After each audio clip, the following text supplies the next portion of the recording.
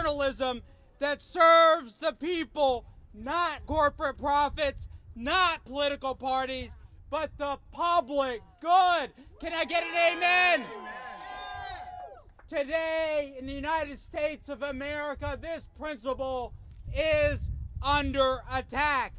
Donald Trump and his authoritarian regime are taking aim at public media.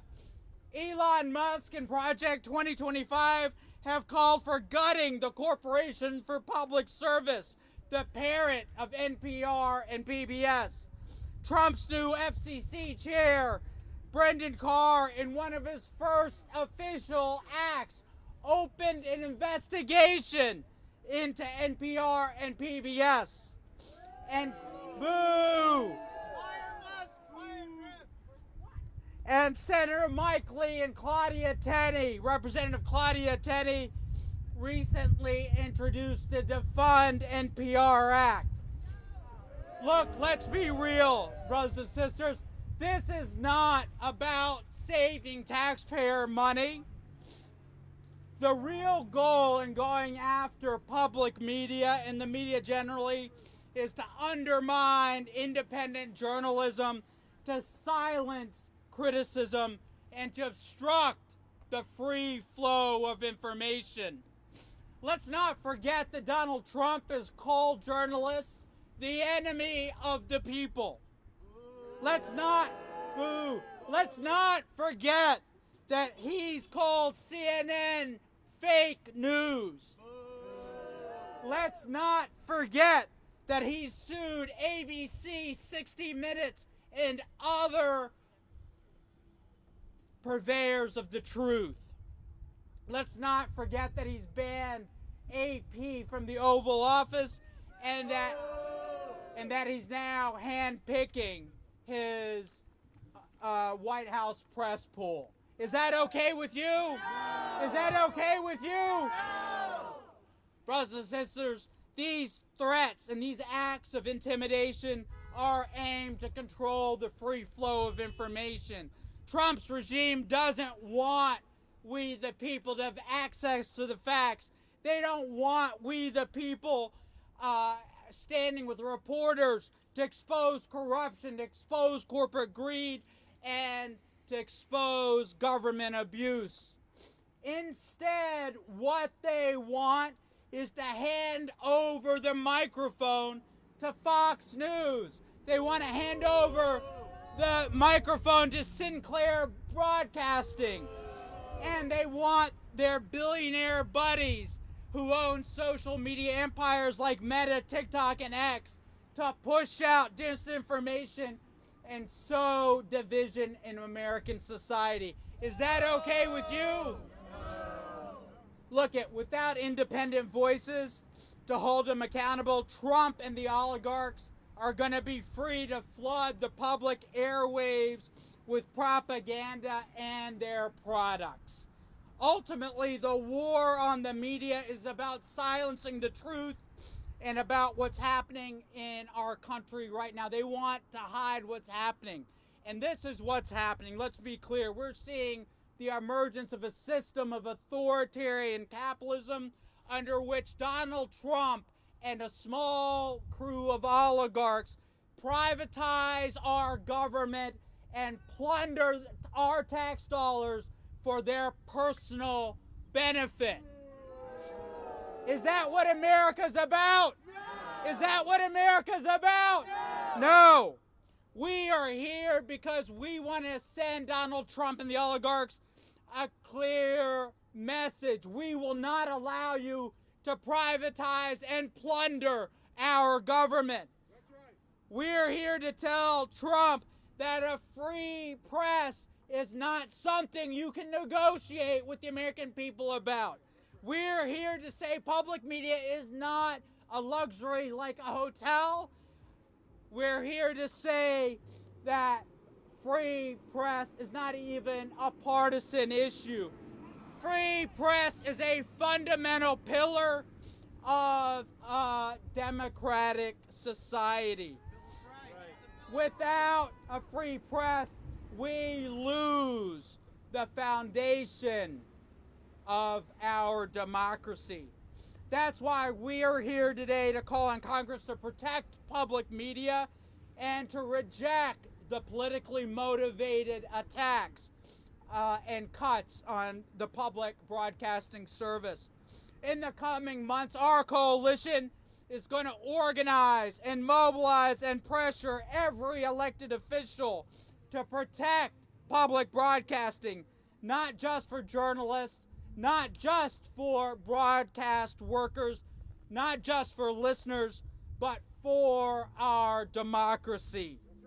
We are not going to stand idly by as this regime silences the press, defunds public media, and turns America into a nation of disinformation and lies. And you know what? We have a saying at our revolution: when we organize, we win. When we organize, we win. When we organize, we win. Now I want to bring up some of our allies.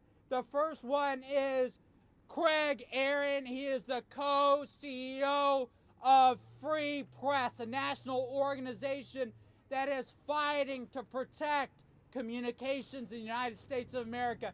Give it up for Kerger. All right, thanks for having me. I can't go to a rally without wanting to lead a chant, so I'm going to say whose streets, and you're going to say Sesame Street. Yeah? Yeah? Okay, here we go. Let's try it.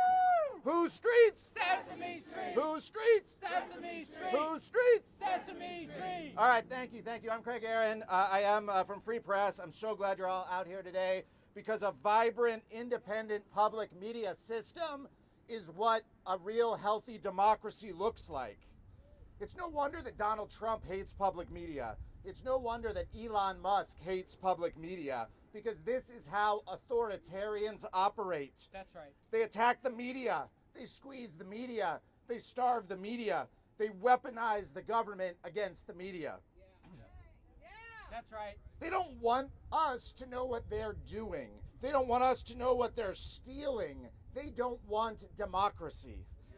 We're standing right here, just down the street. That's the Federal Communications Commission. And the guy Donald Trump put in charge of the Federal Communications Commission is named Brendan Carr. And I like to call him Brendan Carr, the censorship czar. That's right. Because Brendan Carr, the censorship czar, is weaponizing the FCC against free speech. He's attacking press freedom, and he's attacking public media too. You see, instead of answering to the public, Brendan Carr answers only to two people. That's Donald Trump and Elon Musk. So when Donald Trump doesn't like the questions he's getting in a debate, or Donald Trump doesn't like how an interview was edited on 60 Minutes, then here comes Brendan Carr, the censorship czar, to launch an investigation, to threaten to take away their broadcast licenses, to block their mergers, unless they pay off Donald Trump, who is suing CBS for $20 billion. Unacceptable. That's right, it's a shakedown, pure and simple. When Elon Musk tweets that he doesn't think NPR should be funded, here comes Brendan Carr, the censorship czar, with another so-called investigation into NPR's underwriting practices, telling Congress they should cut off funding for public media. They come after NPR, they come after PBS, because they want journalists to stay timid. They want them to think twice about asking hard questions. They want them to beg for scraps, because that's what we do to public media in this country. In the United States, we spend less than $2 per capita to fund public media. And the rest of the world looks at us and they're so confused, because in the rest of the world, they spend 20 or 50 or 100 times as much on public media. And it's incredibly popular. It's a source of national pride. Our problem here is not that we spend too much money on public media. Our problem here is that we spend too much money on billionaires. That's right. Tax them. If the multi-billionaires in this country paid their fair share, we'd have plenty of money for public media and real local journalism. We could put thousands and thousands of reporters on the ground, uncovering corruption and painting a true picture of our incredibly diverse communities. We could have all of this if Elon Musk would just pay his own taxes. We could have all of this if Jeff Bezos would stop destroying the Washington Post and pay his own taxes. We could have all of this if Donald Trump would pay his own taxes. I'm so glad so many people are out here to defend the hardworking journalists who are inside that building and to let them know that you have their backs. I'm so glad you're here to show the producers, the engineers, the workers inside that building that we have their backs. And I want to ask the executives inside this building to do the same thing, because this is not a time for NPR's leadership to go into hiding. That's right. They can't cower under their desks. They can't close their eyes and hope Donald Trump is going to go away. You cannot show up with a tote bag to a knife fight. Now is the time for us to defend NPR's work and the journalists working to hold this administration accountable. It's the time to show up, to speak out, and fight back. And if you do that, all of these folks will be fighting with you, because they have come for public media before. They've tried it again and again and again, and they always lose. So we're here today to protect public media, yes, defend public media, yes, but also to improve public media, reinvent public media, and build a public media that a world-leading democracy and its people actually deserve. Thank you. Give it up for Craig Aaron with free speech. Brothers and sisters, we are here to protect public media. Say it with me. Protect public media. Protect public media. Protect public media. Protect public media. Right now, I want to introduce one of the officers of the union that represents workers in the building. His name is Bjorn Westergaard. He is the secretary of NABIT CWA, which is the union, again, that represents broadcast employees here at NPR. Give it up for Bjorn. Woo! How's everyone feeling? Thank you so much for coming out today. It means so much to my coworkers and I, not just in this building, but at member stations in all 50 states. I'm not here to speak for NPR. I'm definitely not authorized to speak for NPR. I'm here representing all of the workers who are below the fold, not the journalists, but the camera operators, the people who record and mix the audio, and the software engineers like me who build the NPR app and make sure that no matter how you consume your news, you're getting it. I think we have an interesting perspective because we see what kind of programming public non-commercial media produces that for-profit media has never produced and will never produce. So I want to give you just a few examples of that kind of programming just from the last few weeks. So right now in Illinois, there are family farmers who are tuning into Illinois public media to learn about what's going on with sorghum prices. Hugely important in those communities. That is not a profitable service to run, but because the university in Urbana-Champaign can collaborate with a local journalist in that community who knows what farmers are concerned about, that show's immensely successful for that community. In Missouri, they have huge problems with healthcare in rural communities. The only newsrooms covering that are public media newsrooms who are looking into how local community groups and churches are improving health outcomes for those rural Missourians. In South Carolina, and again, these are all examples just from the last 2 or 3 weeks. In South Carolina, state house legislators are considering an expansion of nuclear power. Who else is covering this? Who else has the resources to actually go to the state house, interview the legislators? Here's the thing. Billionaires can pay to have a lobbyist hang out in every state house and 1,000 lobbyists hang out here on Capitol Hill. But for normal people, people who make their living honestly, the only way they're going to find out what their government is doing is if there are well-staffed newsrooms in all 50 states. And right now, for-profit media is shuttering newsroom after newsroom, laying off journalist after journalist.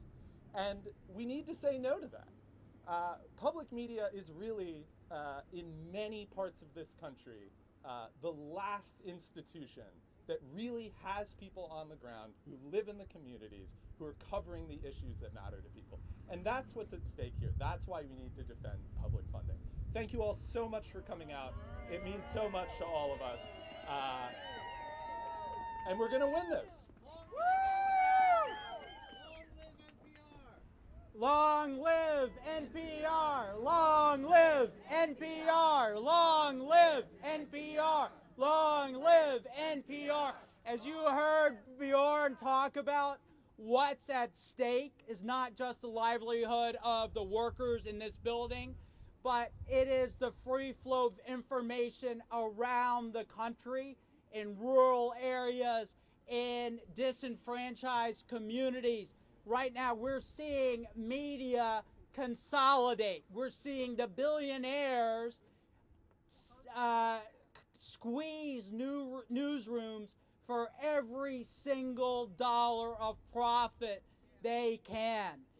And the cost of that, at the end of the day, is our ability to stay informed as citizens. And that's what we want Donald Trump and the billionaires to understand. We are citizens. We are not consumers of America. We are citizens who have a right to information. And that is why we are here to protect public media. Say it with me. Protect public media. Protect public media. Protect public media. Right now, I want to introduce another one of our allies, Jenna Leventoff with the ACLU. Give it up for Jenna.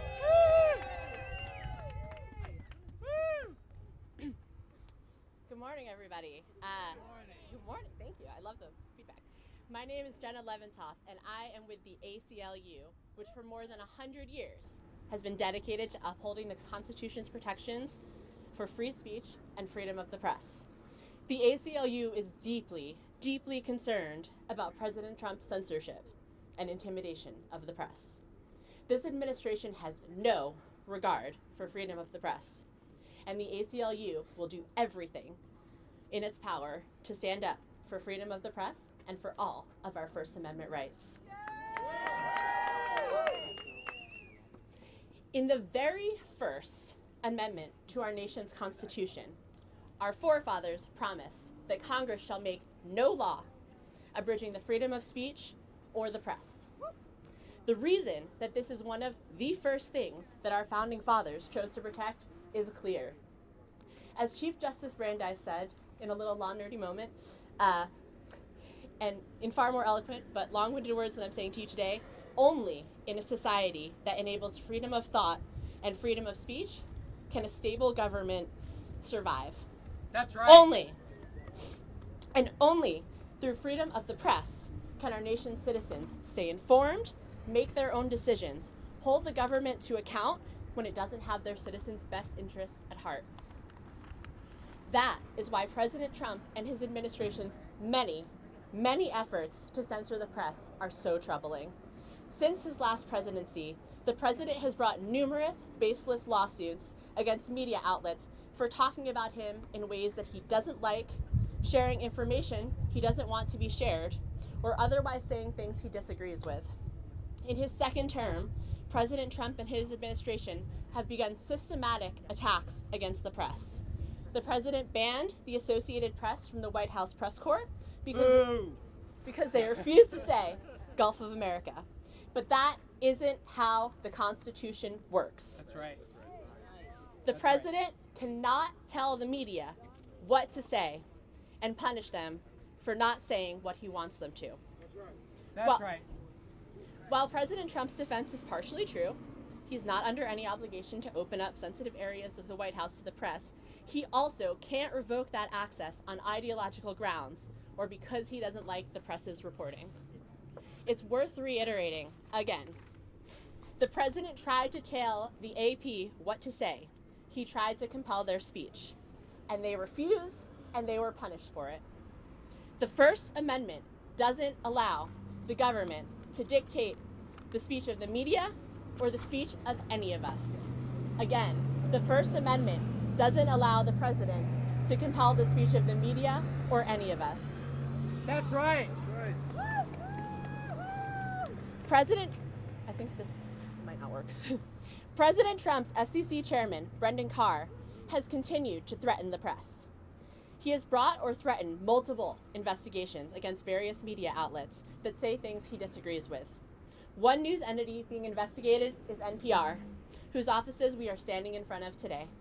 According to Commissioner Carr, NPR and PBS have violated advertising rules, and he, I quote here, does not see a reason why Congress should continue sending taxpayer dollars to NPR and PBS. But his own desire to see these entities lose funding is not grounds for agency investigations. That's right. Brendan Carr's concern that 60 Minutes edited an interview to make Kamala Harris seem more eloquent, or his concern that Comcast and NBC have DEI practices, are not reasons to bring an investigation. That's right. Investigations can't be driven by ideology. In the Commission's own words, the FCC does not, cannot, and will not act as a self-appointed, free-roving arbiter of truth in journalism. That's right. Amen. Baseless investigations into the media do nothing more than chill reporting. It makes reporters scared to speak the truth or to speak out against Trump and his administration. And that is exactly what this administration wants. It wants the media to self-censor. It wants to threaten the media until they share only approved messages of their own accord. But concerned citizens can put a stop to this harassment. We can remind the president and his administration and Congress that the First Amendment protects the freedom of press. That's right. The First Amendment says the government cannot interfere with the media's decisions about what to publish or what not to publish. It says that for our nation to function, our nation's marketplace of ideas to work, the people of the United States have to be able to get information about what the government is doing. The free press is the cornerstone of our democracy, and the president and his administration need to stop their baseless attacks against the media and our attacks on the First Amendment rights. That's right. The ACLU stands with a free press and a free country.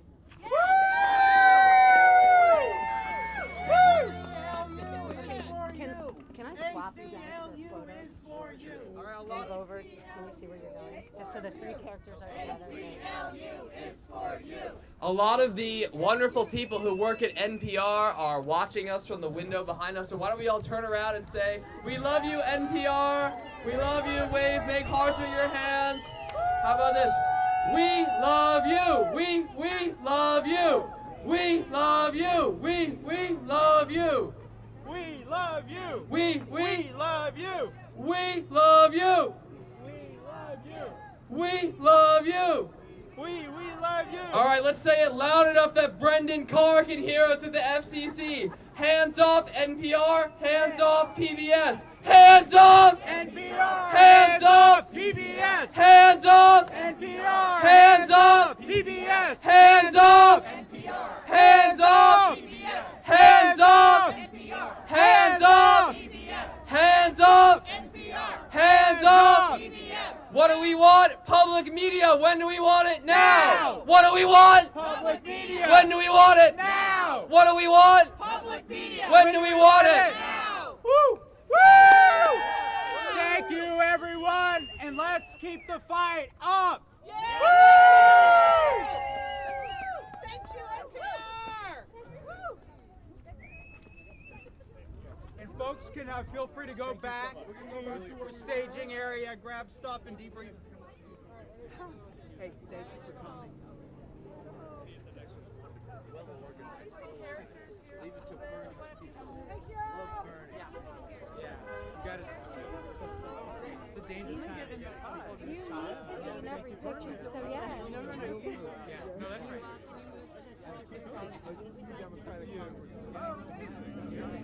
I just saw the Canadian line. Yeah. Well, thank you so much for coming out. Yeah.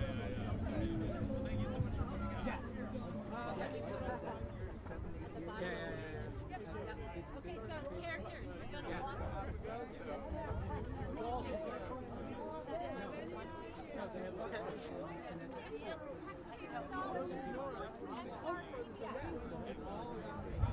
Good.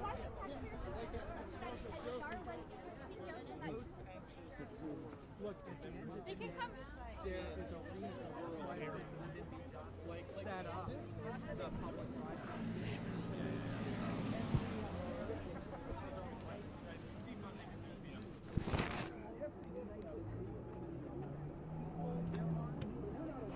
And that's why, don't you think everyone it's actually no, it's just like we want to make sure that every American has the ability to live the life that they are called to live, that we can have a right to the information they need to be a citizen of the world and to be participants in our democracy.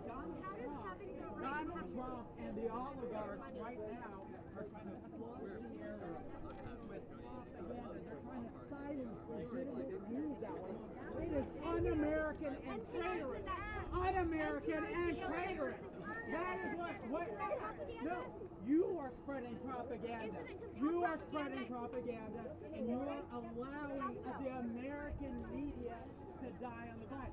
What Donald Trump and the oligarchs want is to clear the field of the Washington Post, of the Los Angeles Times, of the New York Times. They want all of the legacy media to die, and then they're going to replace with social media that allows lies and allows Russians and foreign powers. Well, what makes you guys trustworthy? There's no accountability. We are built on trust.